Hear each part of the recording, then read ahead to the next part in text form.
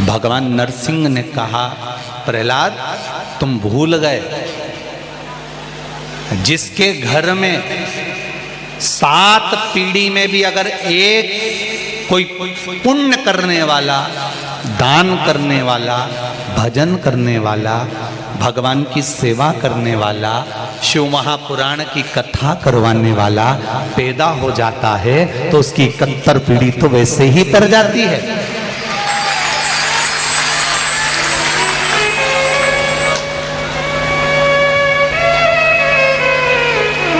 उसकी पीढ़ियां तो वैसे ही तर जाती है। प्रहलाद तुमको लगता है कि तुम्हारे पिता मरने के बाद नरक जाएंगे, तुमको लगता है कि तुम्हारे पिता राक्षस थे इसलिए नरक पड़ेंगे, तुमको लगता है तुम्हारे पिता असुर थे, दैत्य थे इसलिए वो नरक पड़ेंगे। नरसिंह भगवान कहते हैं कि तुम उनके घर में तेरे जैसा बेटा जन्मा, उनके घर में तेरे जैसा पुत्र जन्मा, इसलिए वो नरक नहीं भोगेंगे, वो स्वर्ग का राज्य भोगेंगे। वो नरक नहीं भोगने वाले हैं, स्वर्ग का राज्य भोगेंगे। मैं शर्मा परिवार को बहुत बहुत धन्यवाद देना चाहूँगा। नेहा भाभी जी आपको भी, अश्विन जी आपको भी, आपके माता पिता को, आपके भाइयों को, आपके भाभियों को, बहुओं को, पूरे परिवार को धन्यवाद देना चाहूँगा कि घर में कम से कम एक व्यक्ति के कहने पर ये शिव महापुराण की कथा करवा कर पूरे कुल को दान दिया। कितना कुल तारा है।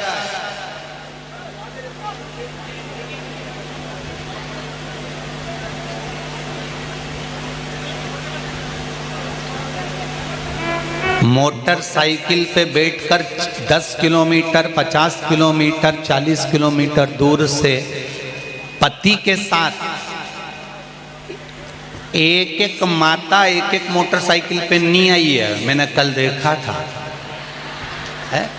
एक एक मोटरसाइकिल पे कम से कम 3-3, 2-2, 3-3 माताएं किस तरह से बैठकर आ रही थी, कल हम जाते समय देखे हैं।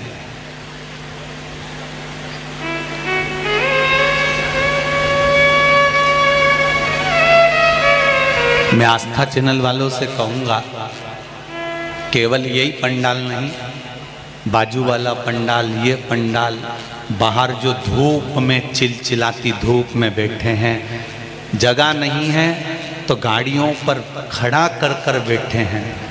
कीचड़ है तो मेरी माताएं अपने साथ में दरी और चटाइयाँ ले लेकर आई हैं, अपने अपने गाँव से वो बिछा बिछा कर बैठी हैं।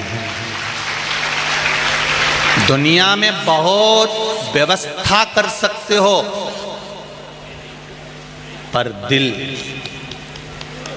विश्वास जो इस शिव महापुराण ने आपके दिल में लाकर रख दिया, शायद कभी देखने को मिला होगा जो आप अपने घर से आसन और दरी ले लेकर चलकर बैठे। धन्य है। शर्मा परिवार ने व्यवस्था करी, जितनी बन सकती है उतनी करी। उनको भी इतना अंदाजा नहीं था। पहले उन्होंने कहा था टेंट लगाया है 1 लाख पब्लिक के लिए, तो हमने शर्मा जी से कह दिया था, बोले थे कि पहले दिन की तैयारी रख लीजिए, दूसरे दिन से टेंट की व्यवस्था कर लीजिए। शंकर है, शिव है, वो बैठता है कैलाश पर तो खुलकर बैठता है, उसका कोई अंदाजा नहीं।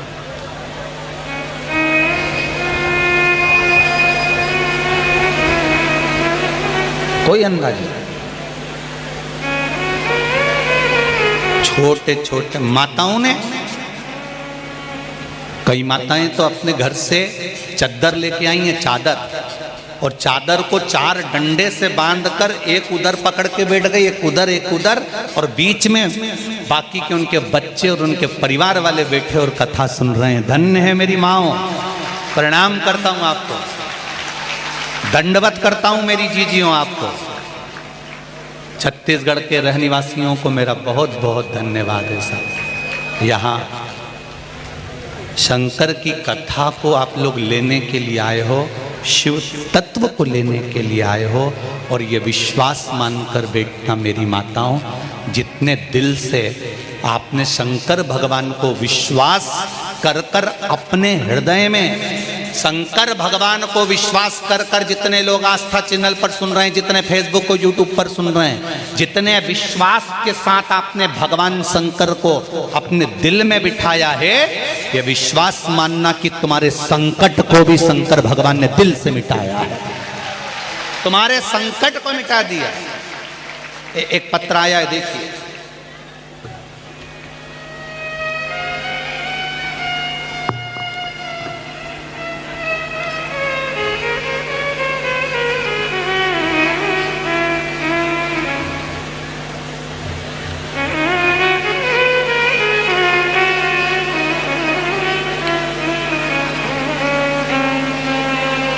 श्रीमती सुधा ढोके, शिक्षक नगर, दुर्ग, छत्तीसगढ़ से आई हूँ। कहीं बैठी हो तो हाथ हिलाइएगा, जहाँ बैठी हो हाथ हिलाइएगा, दोनों हाथ हिला दीजिएगा एक बार,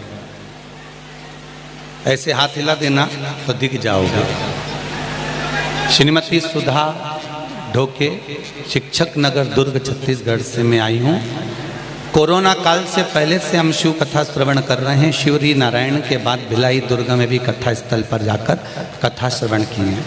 कोरोना की त्रासदी से भयमुक्त होकर घर पर ही नियमित रूप से कथा श्रवण करें। बाबा की कृपा से सारी समस्याएं टीवी पर कथा सुनते ही दूर हो गई।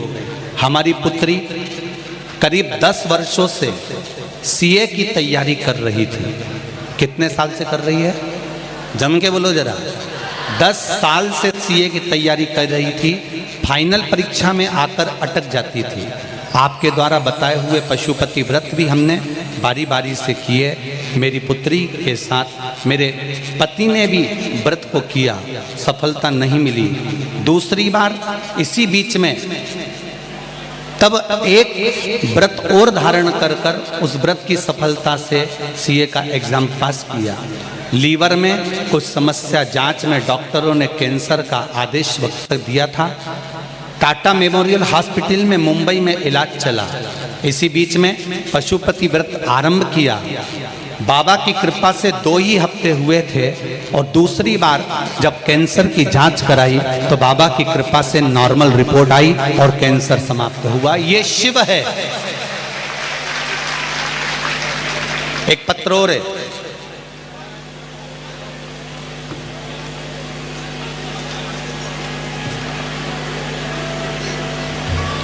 मेरा नाम सरिता शर्मा है।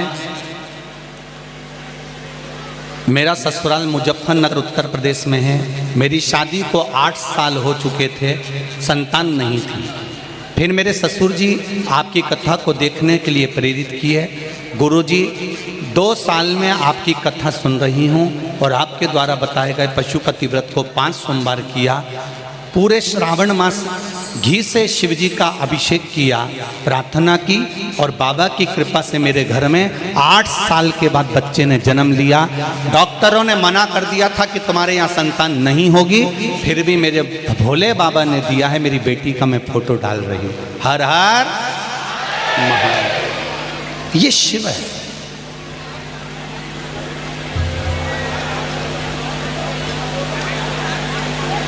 ये शंकर है। आप दिल से भगवान शंकर का भजन करिए।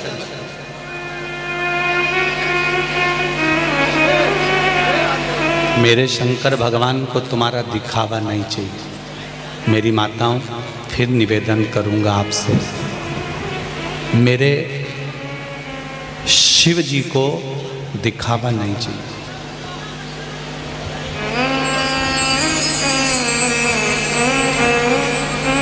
मेरे शंकर भगवान को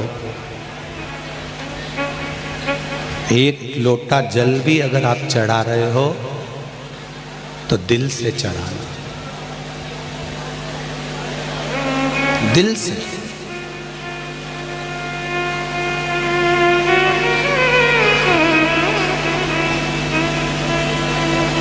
घड़ी देखकर, समय देखकर भगवान का भजन मत करना। भगवान का भजन घड़ी देखकर मत करो, भगवान का भजन ये मन से करो कि घड़ी का समय भी वो बदलेगा। हमें तो केवल उसका मंत्र जाप, उसका स्मरण करना।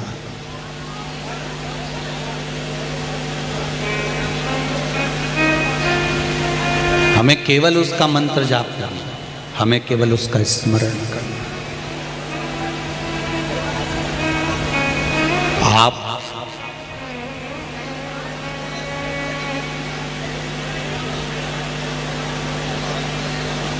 टूटी हुई कलम से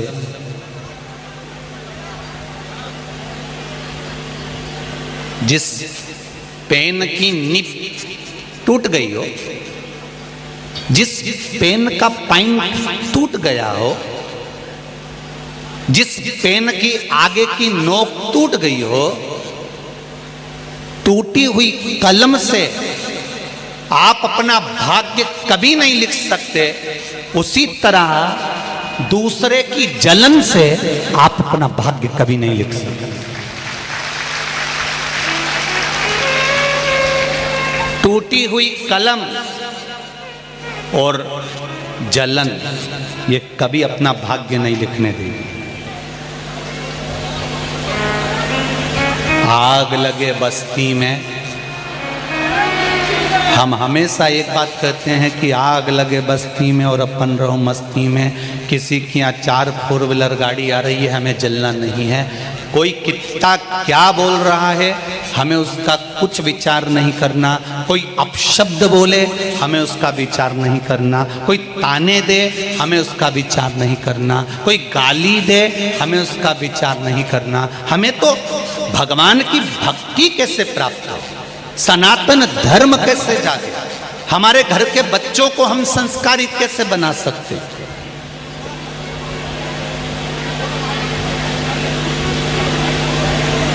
एक लड़के ने लिखा है, मेरी जिंदगी बदल दी आपने, क्या दूं मैं आप कथा में आ गए, इससे ज्यादा मुझे कुछ भी नहीं चाहिए बाबू, बहुत है।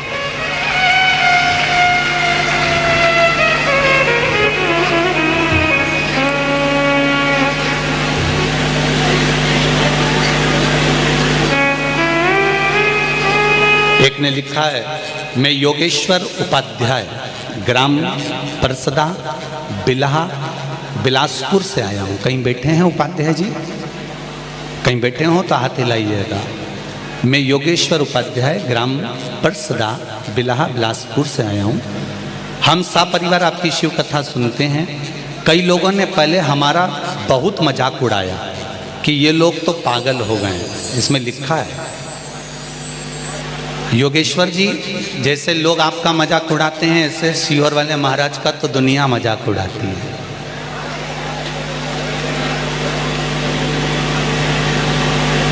थोड़ी सी भी पूजन कराते हैं तो लोगों को लगता है इन्होंने गलत करा दी। शिवरात्रि की रात्रि के समय पर शिव महापुराण में लिखा है कि शिवरात्रि की पूजन रात्रि के समय 4 पहर में होती है। पहले पहर की कर लो, चाहे दूसरे पहर की करो, चाहे तीसरे पहर की करो, चाहे चौथे पहर की करो। शिवलिंग का निर्माण करो, पूजन करो, विसर्जन करो। जो नहीं समझते उनको तो केवल कैसे भी उंगली उठाना। अब ये तो शिव महापुराण में लिखा कि शिवरात्रि की पूजन रात्रि को हो सकती है, शिवलिंग का निर्माण हो सकता है, विसर्जन हो सकता है, पूजन हो सकती है। जो उंगली उठाने वाले हैं उनसे मुझे तो केवल इतना सा पूछना था कि गणेश जी महाराज रात्रि को विसर्जन होते हैं, देवी जी आधी रात को लोग विसर्जन करने जाते हैं, उसके लिए कभी आप लोगों ने आगे बढ़कर क्यों नहीं कहा? उसके लिए तो कभी एक बार प्रयास करना था कि आधी रात को गणेश जी विसर्जन। और आप खुद चिल्ला चिल्ला के कहते तो गणपति बप्पा, जय माता दी। उपाध्याय जी लोग आपको पागल कर रहे हैं तो आपको इसमें गर्व महसूस होना चाहिए। जब कोई आप पर उंगली उठाए आपको गर्व महसूस होना चाहिए। लोग कहते हैं सीहोर वाला महाराज पगला है, और ईमानदारी की बात है पागल बने लेने में प्रमोशन होता है, समझदारी में तो डिमोशन होता है। आप लिख रहे हैं गुरुदेव शिव की कृपा से क्या होती है? कोई हमसे पूछे, हमारा बोर सूख गया था, पानी ही नहीं था, हमने शिव का नाम लेकर रुद्राक्ष का जल एक बेलपत्र पानी में घोलकर उस बोर में डाल दिया, और बोर में डालने के बाद बाबा की ऐसी कृपा हुई, जो बोर 250 से 300 फीट नीचे था, 35 फीट पर पानी आ गया और वो पानी फेंकना प्रारंभ कर दिया। ये शिव है। एक पत्र और देखिए,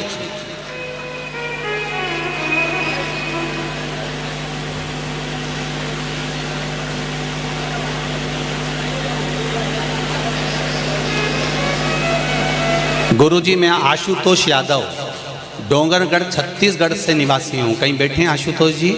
अगर बैठे हो तो हाथ हिलाइएगा। आशुतोष यादव कहीं बैठे हो तो हाथ हिलाइएगा। उधर बैठे हैं क्या? ठीक है, कैमरा चले जाए तो दिखा देना भैया। इधर लेफ्ट में है, पीछे बाहर। मैं जब से शिव महापुराण की कथा सुन रहा हूँ, हाले कोसा छुरिया छत्तीसगढ़ में भक्तों को पानी पिलाया, तब से गुरुजी मेरे जीवन ऐसा चमत्कार हुआ कि एक समय मैं जो मंदिर नहीं जाता था, केवल मांस और मदिरा में लिप्त रहता था। ना मैं मंदिर जाता था, मांस का भक्षण भी करता था, मदिरा भी खूब पीता था, दिन भर नशे में रहता था। गुरुजी सब लोग चिल्लाते थे पर मैं कभी नहीं सुधरा। आज वह मेरा परिवर्तन हुआ और मैंने मांस और मदिरा दोनों छोड़कर भगवान के मंदिर का स्मरण कर रहा हूँ, और अब बाबा ने मेरा हाथ पकड़ लिया। ये शिव है। बैठिए यादव जी, बहुत बहुत धन्यवाद। विराज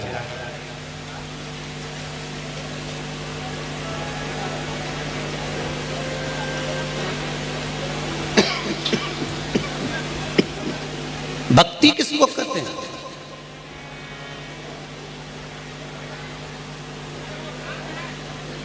विश्वास।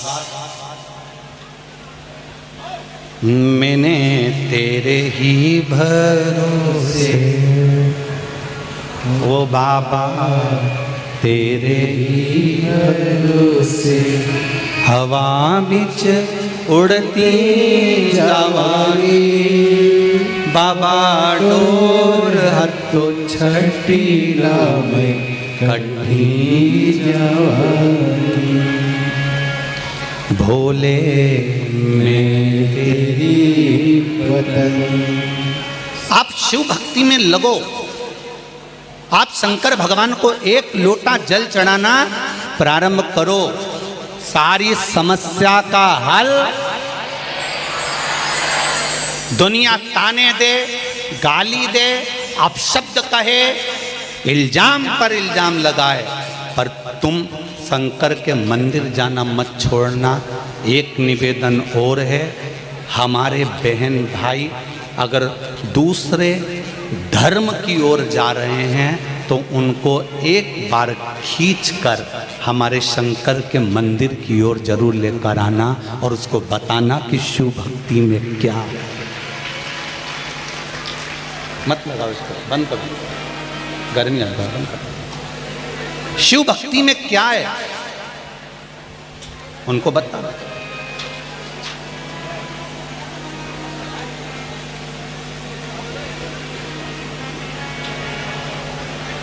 शंकर भगवान की भक्ति में क्या रखा है, शंकर भगवान के भजन में क्या रखा है, शंकर भगवान को एक लोटा जल चढ़ाने में क्या फल की प्राप्ति होती है। जब इस बहन का लीवर किडनी में हुआ कैंसर,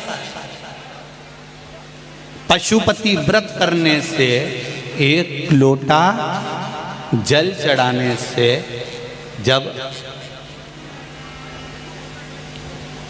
शिव की कृपा से ठीक हो सकता। पुत्री ने जो सीए की अंतिम वर्ष की परीक्षा जून में दी थी, पशुपति व्रत करने से 15 जुलाई 2022 को रिजल्ट में 10 साल से जो फेल हो रही थी बाबा की कृपा से जब वो 10 वर्ष से फेल होने वाली बेटी, सीए की पढ़ाई करने वाली पढ़ी लिखी बेटियां, बेटे क्या भगवान पर विश्वास करें, पर एक बार व्रत करने के बाद अगर शंकर भगवान ने सीए के फाइनल में पास कर दिया तो क्या वो बेटी शंकर का मंदिर छोड़ेगी, फिर शिव का स्मरण छोड़ेगी?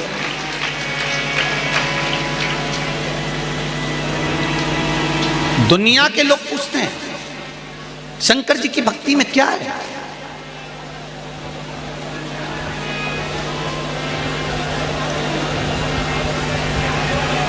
फिल्म वाले हंसी उड़ा देते हैं देवताओं की। फिल्म बनाने वाले को दुनिया के जितने कलाकार हैं जो फिल्म का निर्माण कर रहे हैं, इनको दूसरे धर्म पर कभी फिल्म बनाते हुए नहीं देखोगे और ना इनको उंगली उठाते हुए देखोगे। अगर हंसी उड़ाई है तो केवल सनातन धर्म के और हिंदुओं के देवताओं की उड़ी है, इसके सिवाय किसी की नहीं उड़ी। उसको हंसी उड़ाने के लिए पात्रवन किसी दूसरे ने नहीं बनाया, अपने ही कोई व्यक्ति। जैसे आज लोग शंकर जी की कथा पर उंगली उठा रहे हैं, ऐसे कई हैं जो सनातन धर्म के विरोधी हैं, दूसरों से जुड़े हुए हैं। सनातन धर्म जैसे ही बढ़ता है ये टांग खींचकर नीचे पटकने का प्रयास करते हैं।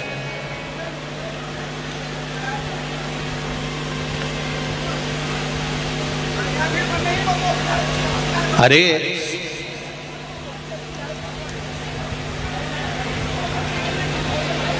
जैसे ही सनातन धर्म बढ़ा और इन्होंने टांग खींचकर पीछे कर, आज पूरा राष्ट्र,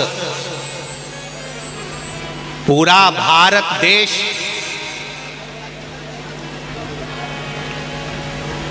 पिचहत्तरवीं वर्षगांठ मना रहा है, अमृत महोत्सव मना रहा है, पूरा राष्ट्र मना रहा है।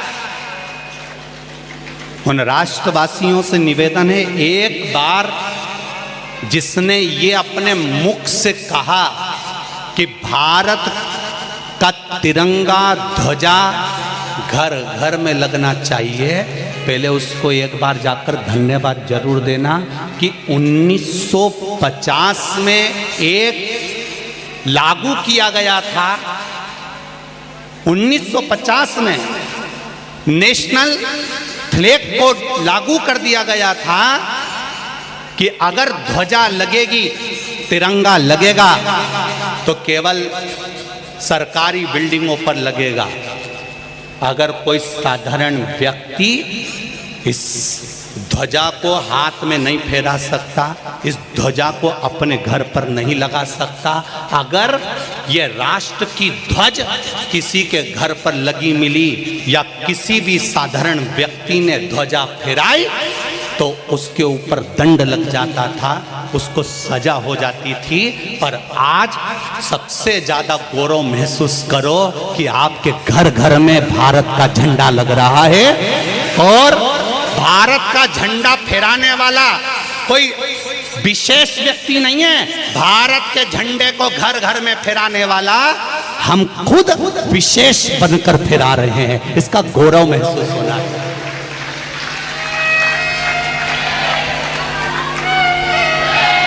आज सबसे ज्यादा खुश हुए होंगे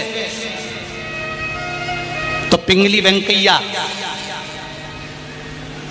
आंध्र प्रदेश के वो स्वतंत्रता संग्राम सेनानी जिनको कहा गया था कि हमारे राष्ट्र का भी एक ध्वज होना चाहिए।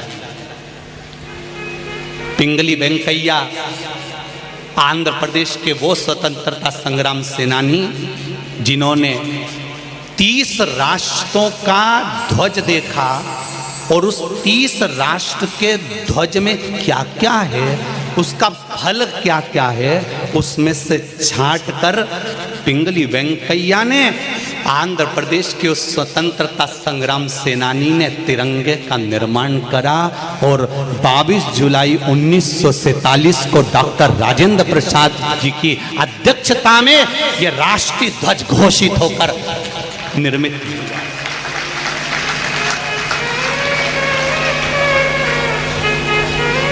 आज भारत वालों को खुशी होना चाहिए। हमारे भारत के शहीदों को सही पुष्पांजलि देना और श्रद्धांजलि देने का तो आज मौका मिला है, जो अपने घरों पर तिरंगा झंडा लहराएगा और भारत माता की जय बोली जाएगी। आज ये ध्वजा, ये झंडा कोई साधारण नहीं है।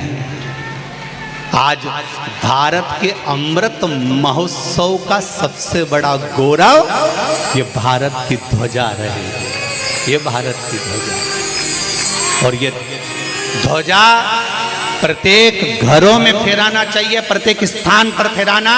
ये उन शहीदों को श्रद्धांजलि है, ये भारत के वो वीरों को श्रद्धांजलि है कि भारत का अमृत महोत्सव बनाकर हम अपने अपने घरों को हमारे भारत माता की गोद का एक आनंद सुख पा रहे हैं, आनंद सुख।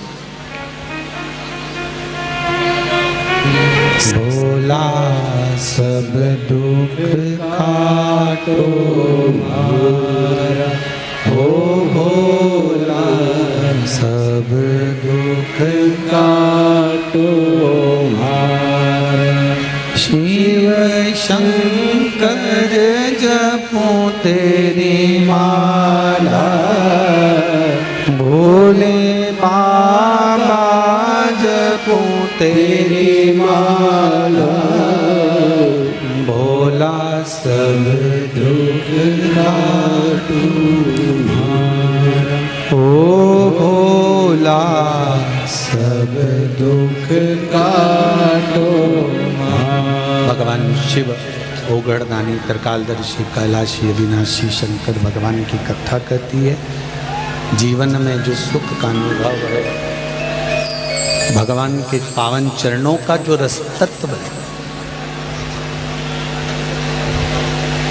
एक लोटा जल की जो महत्वता है, जो शिवजी को चढ़ा रहा है, वो जानता है कि शंकर की भक्ति का फल क्या है।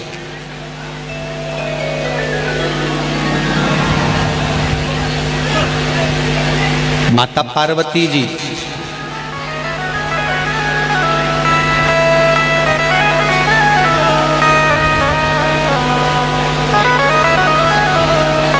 शिवजी से कहती हैं, बाबा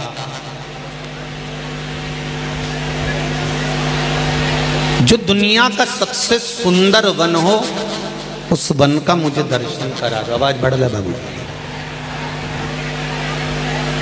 दुनिया का जो सबसे सुंदर वन हो, उस वन का मुझे दर्शन करना।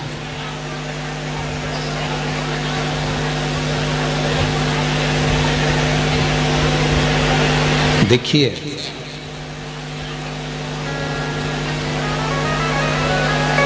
पार्वती माता के पिता और माता के जो संस्कार हैं, वो पार्वती माता में आए।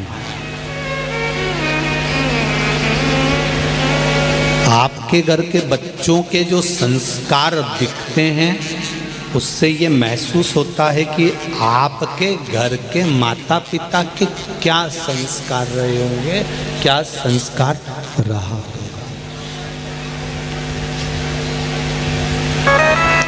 क्या संस्कार है।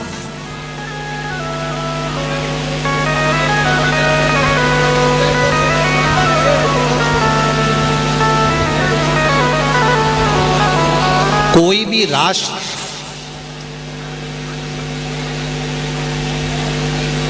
जब तक पराजित नहीं होता, जब तक कि उसकी संस्कृति जिंदा है, उसको कोई हरा नहीं सकता।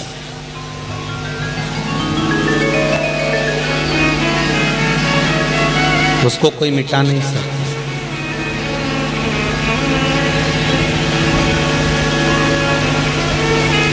भारत भूमि की संस्कृति,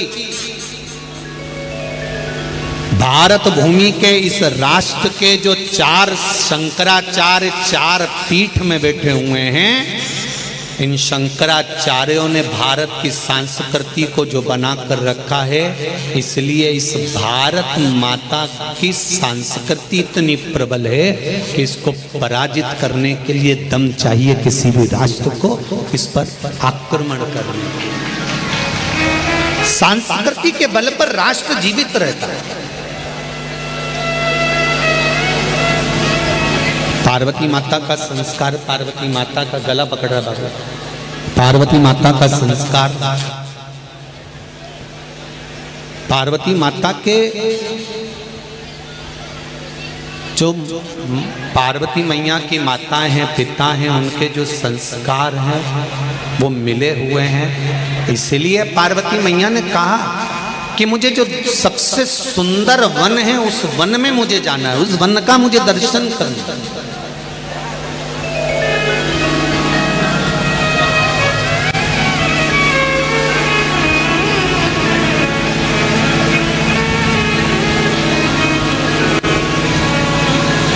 भगवान शंकर ने पार्वती जी से कहा तुम वन में जाकर करोगी क्या?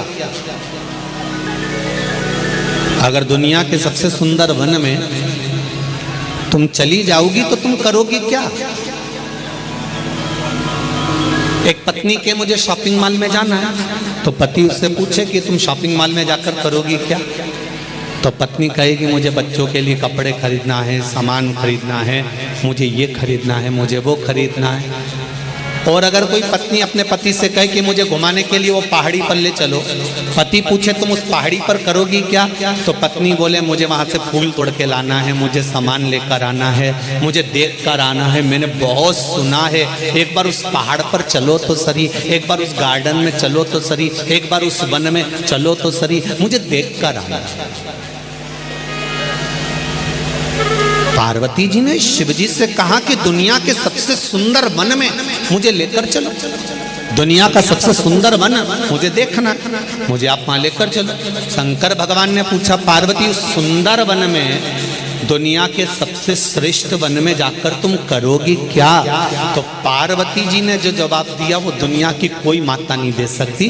पार्वती जी कहती हैं उस वन में जाकर मुझे आपकी पूजन करना है और आराधना करना है और तप करना है। ये संस्कार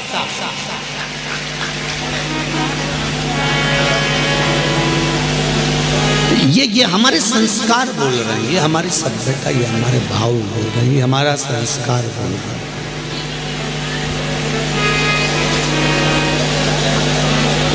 आप लोग ऐसे ही नहीं आ गई होगी, आपने भी अपने घर में अपने अपने पति हो तो कहा होगा ना, जैसे भाभी जी ने कहा, नया भाभी जी ने कि भाई पति से शर्मा जी से कि सुनो जी मुझे कथा करवाना है। घर की देवरानी जेठानी ने भी आपस में बात करी होगी कि कथा करवाना है। जब देवरानी जेठानियों ने आपस में बात करी होगी तो अपने अपने पतियों से कहा होगा कि कथा करवाना है, तब जाकर कथा हुई। उसी तरह से आप लोगों ने भी तो कहीं ना कहीं किसी न किसी रूप में तो कहा होगा कि भाटापारा में कथा चल रही है, शर्मा जी कथा करवा रहे हैं, आस्था चैनल पर कथा आ रही है, फेसबुक यूट्यूब पर चल रही है। मेरा मन है कि अपन कुछ नहीं तो शनिवार रविवार को तो चले ही चले। ये विचार तो करा होगा आप लोगों ने, तब जाकर कहीं ना कहीं पति की बुद्धि में, चित्त में, परिवार के चित्तवृत्ति में ये बात आई और वो आपको लेकर कथा तक पहुंचे, वो आपको लेकर कथा पंडाल तक पहुंचे, वो आपको लेकर कथा मंडप तक पहुंचे।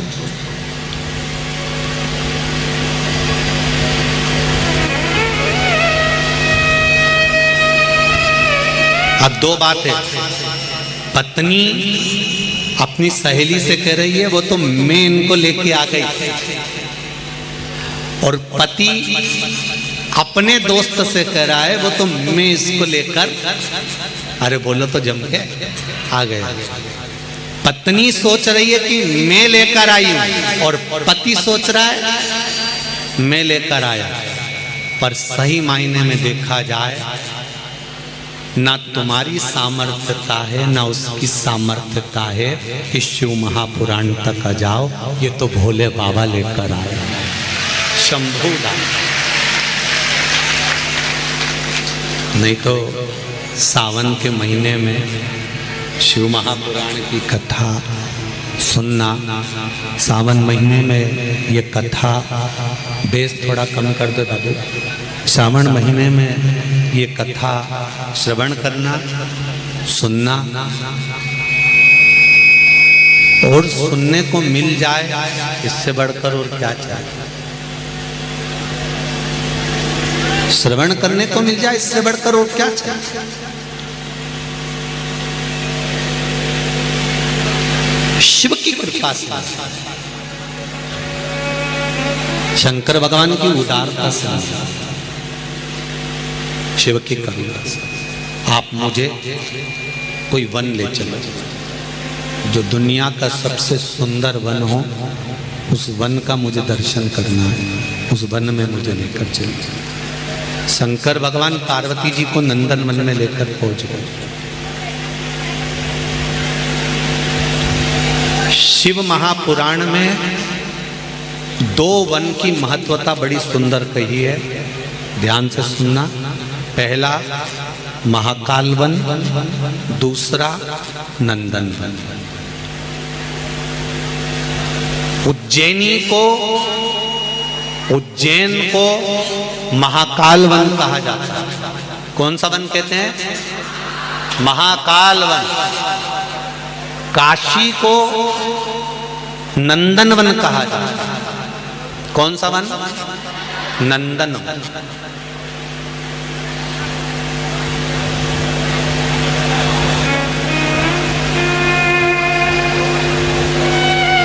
भगवान शिव पार्वती जी को ले गए नंदन वन।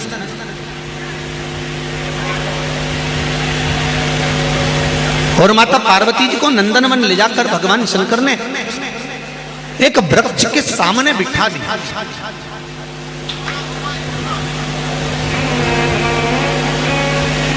वृक्ष के सम्मुख में बिठाया।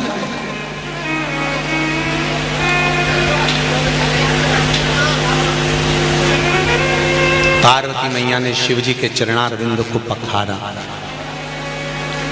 शिव जी के चरणारविंद को पखार कर माता पार्वती मैया शंकर भगवान से कहती हैं कि आप मेरे पास में बैठे रहना, मैं आपका स्मरण करना चाहती हूं।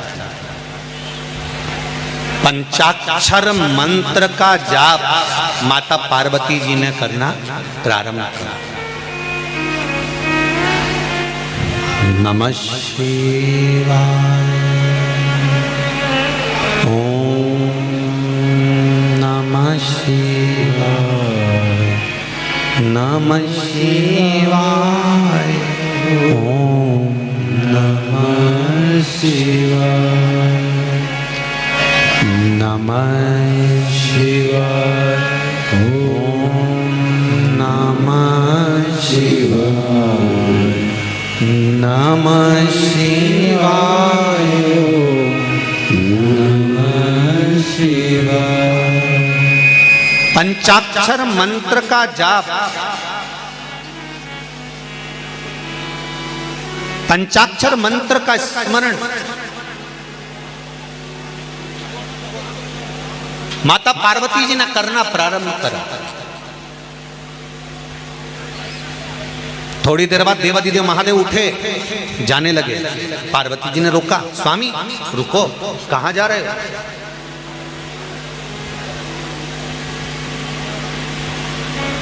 भगवान शिव कहते हैं पार्वती थोड़ा सा मुझे काम है, इसलिए जाना पड़ेगा।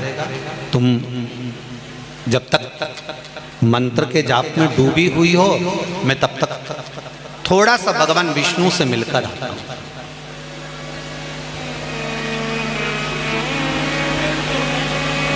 बहुत ध्यान देना इस कथा पर जरा। अशोक सुंदरी का जन्म होने वाला है इस कथा में आज।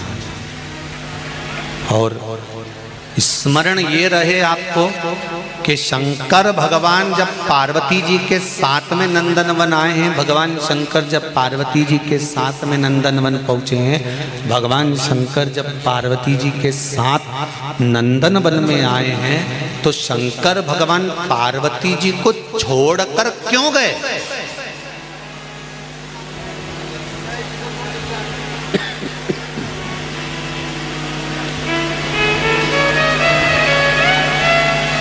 पार्वती जी को छोड़कर जाने की शिव जी को क्या जरूरत पड़ गई?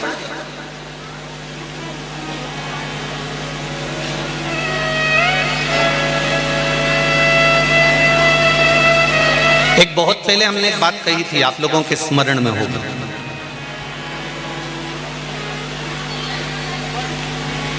कि कथा सुनने बैठो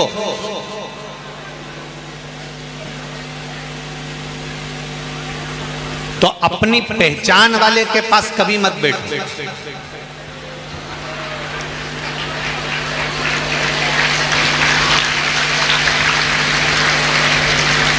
पर यहां हमने कथा के उल्टा देखा है। यहां लोग हाथ हिला के बुला लेते हैं। यहाँ जो अपने परिचित होते हैं ना, पहचान वाले, उनको हाथ हिला के बुलाते हैं।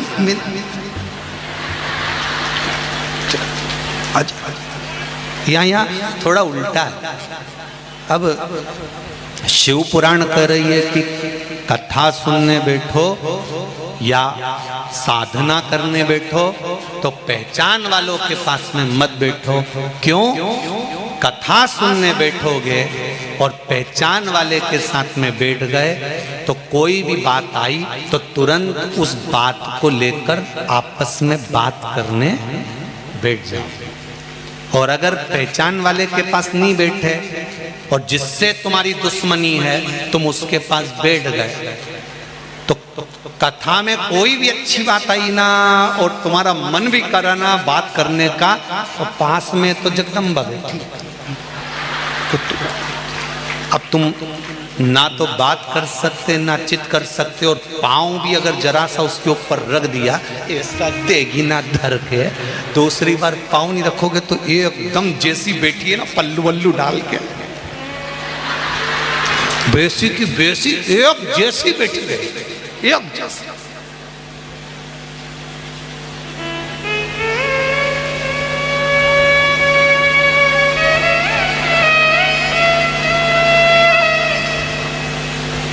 अकेले बैठे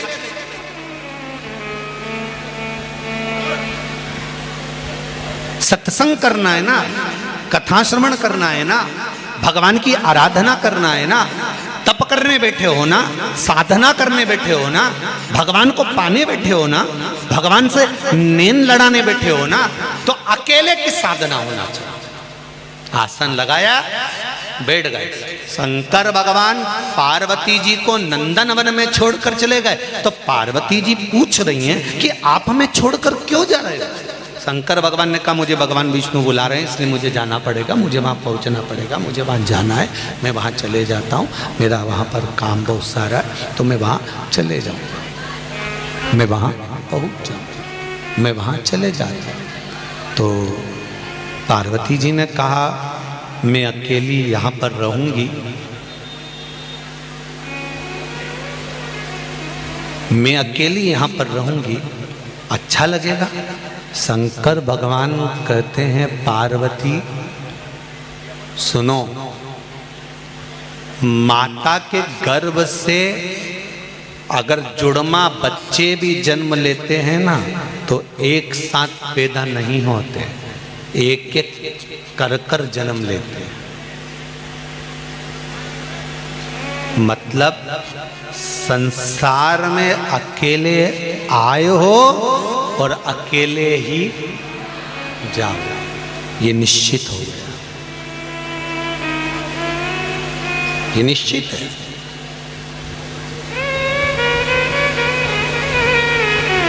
जो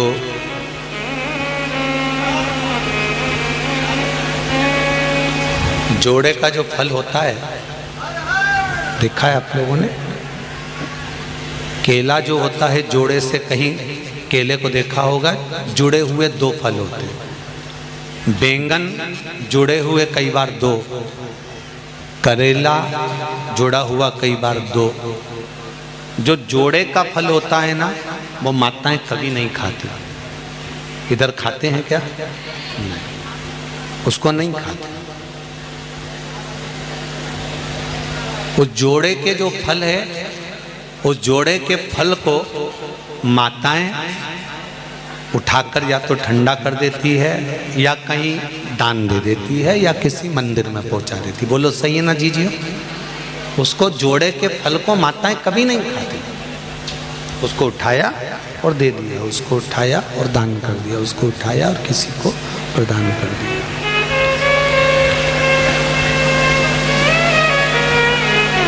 क्यों? क्योंकि नंदन वन में भगवान शंकर ने माता पार्वती को जोड़े के फल की महत्वता बताई।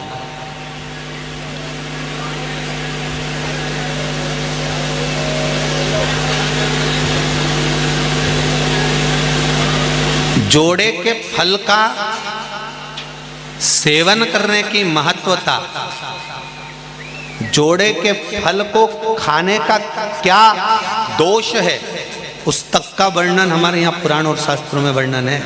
कभी योग लगे तो भविष्य पुराण का थोड़ा सा स्मरण करिएगा।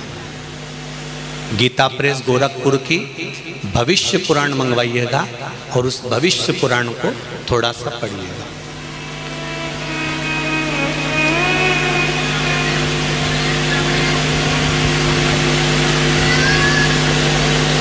जैसे अशोक सुंदरी का चरित्र अगर किसी को पढ़ना हो तो पद्म पुराण में से पढ़ना। कौन सी पुराण में से? पद्म पुराण में से। अशोक सुंदरी का चरित्र अगर कहीं मिलेगा तो आपको पद्म पुराण में मिलेगा। अशोक सुंदरी का पूरा परिवार का वर्णन, अशोक सुंदरी के जो बच्चे हुए भगवान कृष्ण के, भगवान शंकर के जो नातीपंती हुए, अशोक सुंदरी के बच्चे जब नाना के घर में आते थे शंकर भगवान के यहाँ तो कैसे रहते थे। अशोक सुंदरी की 100 बेटियां और 2 बेटे हुए थे। उनका पूरा वृत्तांत अगर आपको पढ़ना है तो पद्म पुराण में पढ़ना।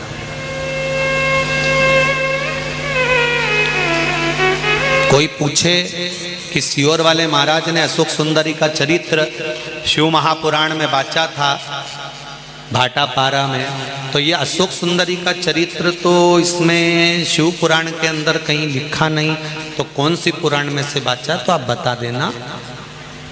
क्या नाम बताओगे? पद्म पुराण में से बाचा।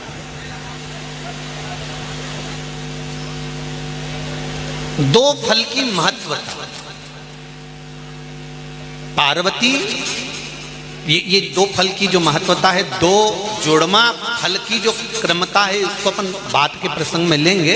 अभी तो अपन जो पार्वती को शंकर भगवान नंदन वन में ज्ञान दे रहे हैं कि पार्वती कह रही है कि मैं अकेली रहूंगी और मुझे भय लगेगा, तो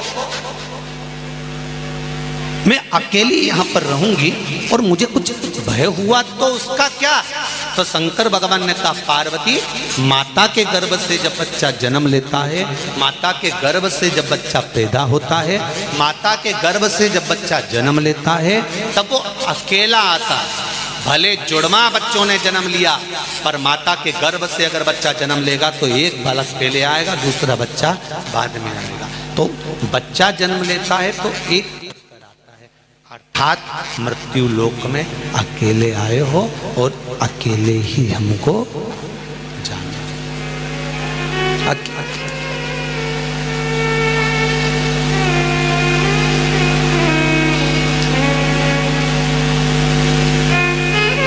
पार्वती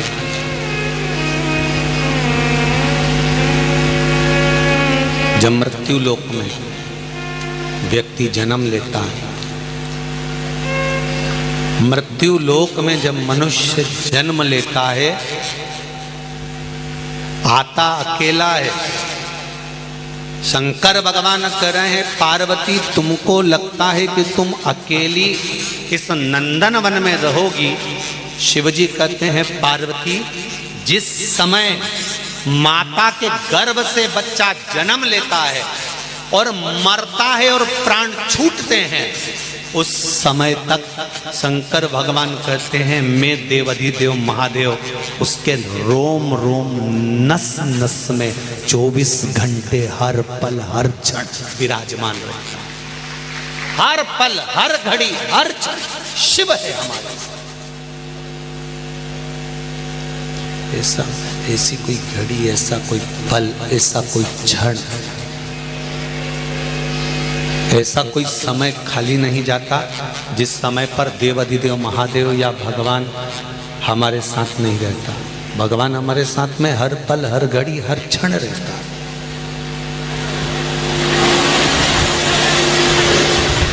बस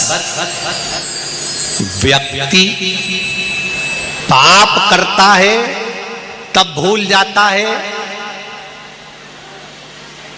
कि भगवान है। वो जब पुण्य करता है ना, थोड़ा सा किसी को रोटी खिलाएगा ना तो उसको हमने तो बहुत बड़ा पुण्य कर दिया। आज बेचारा एक बूढ़ा व्यक्ति जा रहा था, भूखा था, तो हमने तो पुण्य कमा लिया, हमने तो पुण्य कर लिया। हमने किसी को गाड़ी पर बिठाकर छोड़ दिया, पुण्य कर लिया। जब वो पुण्य करता है, थोड़ा सा अच्छा काम करता है, तब उसको समझ में आता है कि मेरे को भगवान देख रहा है, मैंने इतना करा, इतना करा, इतना करा, तो भगवान मुझे बहुत देगा। पर जब वो पाप करता है तब ये भूल जाता है कि कोई उसको देख रहा है, वो भी 1000 आंख से देख रहा, बैठ कर देख रहा। अगर उसकी दृष्टि में पुण्य है तो पाप भी है, उसकी दृष्टि में अगर पुण्य दिख रहा है तो पाप भी नजर आ रहा है, वो भूल जाता है।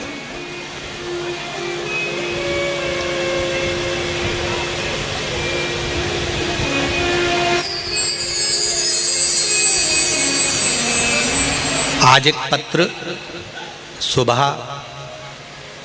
जहां हम रुके हैं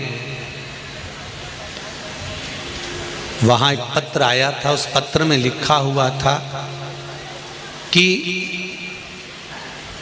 आस्था चैनल पर कथा आ रही है, फेसबुक यूट्यूब पर कथा चल रही है, फिर ये भाटापारा में इतने सारे लोग कथा सुनने के लिए क्यों आए हैं गुरुजी, इसका कोई उत्तर है क्या? तो उस समय तो नहीं दिया, पर उसका उत्तर हम आपको दे देते हैं। जब इतने सारे लोग एक साथ पंचाक्षर मंत्र नमः शिवाय, षडाक्षर मंत्र ओम नमः शिवाय या श्री शिवाय नमस्तुभ्यम या राम नाम या कृष्ण नाम का एक साथ जाप करते हैं तो मुख से एक बार मंत्र निकलता है, और वो मंत्र जब इतने लाखों लोगों के मुख से एक साथ निकलता है तो ये 3.5 करोड़ रोम छिद्र सब तर जाते हैं, एक बार में ही तर गए।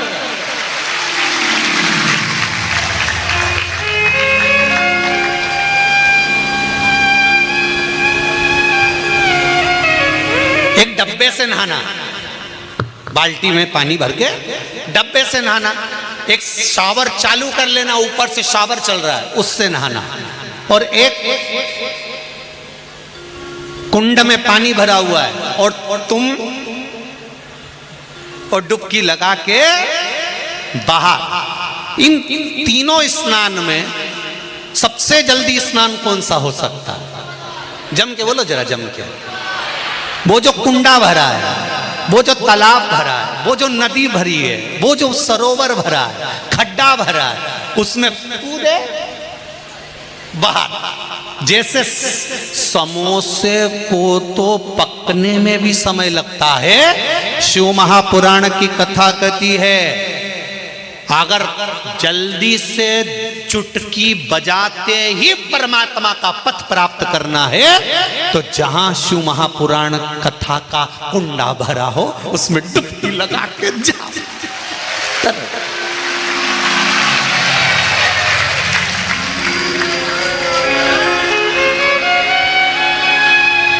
कुंड भरा हुआ है,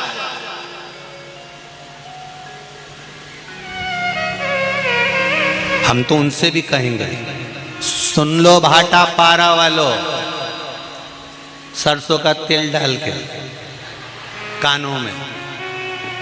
तुम्हें लगता है कि यहाँ पर बहुत भीड़ हो रही होगी इसलिए हम नहीं जा पा रहे, तो भाटा पारा वालों से निवेदन है दिन में कथा में नहीं आ सकते तो रात को यहाँ जो माता बहन भाई बैठकर श्री शिवाय नमस्तुभ्यम सोते हुए आनंद में अपना अपना आसन लगाकर 2-5 हजार लोग यहाँ पर पंडाल में रहते ही हैं तो वो भजन करते हैं। तुम रात को इस कुंडा में नहाने नहीं आ सकते, दिन में नहीं आए तो रात डुबकी लगा के चले।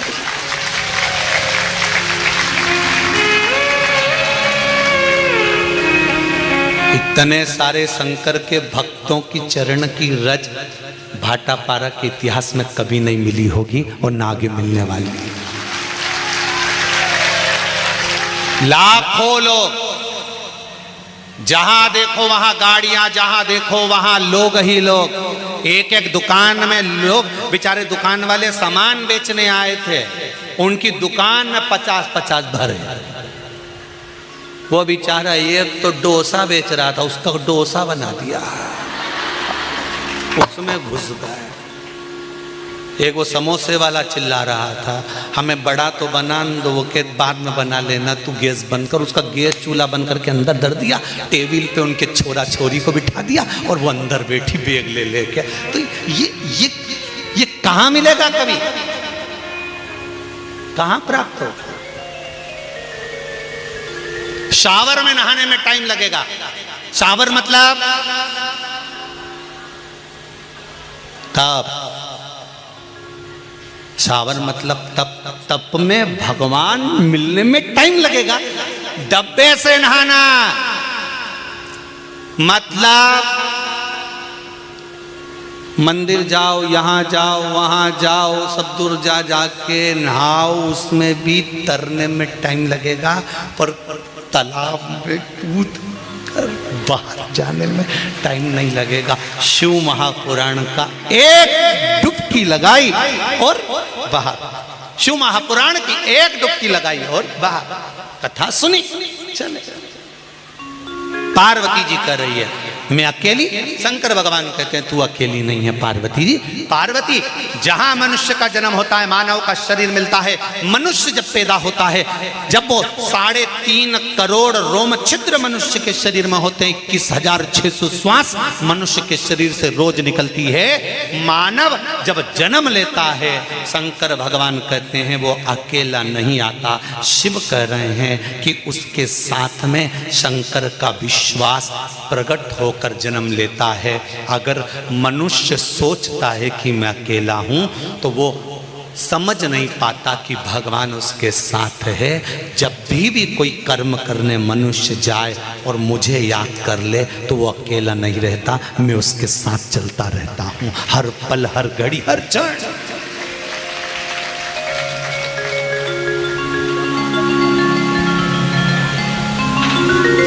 एक क्षण भी व्यर्थ नहीं जाने देता।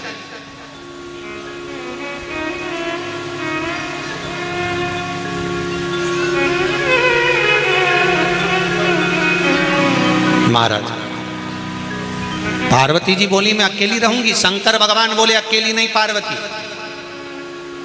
अकेली नहीं हो। आप भी सुन लेना जरा अच्छे से।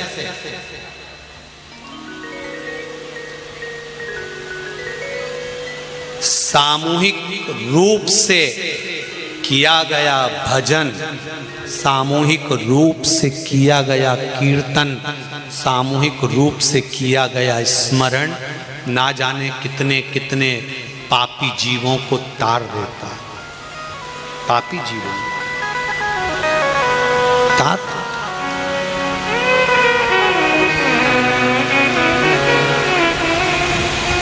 एकांत में अकेले रहकर भगवान की भक्ति को धारण करना, उसको हृदय में बिठा लेना, उस परमात्मा को अपने भीतर प्रकट करने का प्रयास करना कि परमात्मा कहाँ है, उसको देखने का प्रयास। शंभु शरणे पड़ी मांगूं घड़ी रे घड़ी, दुख काटो दया करी निदर्शन। को जानो।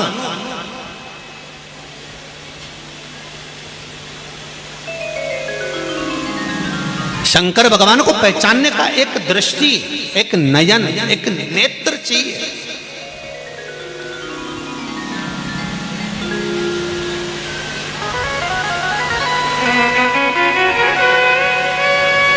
अरे भाई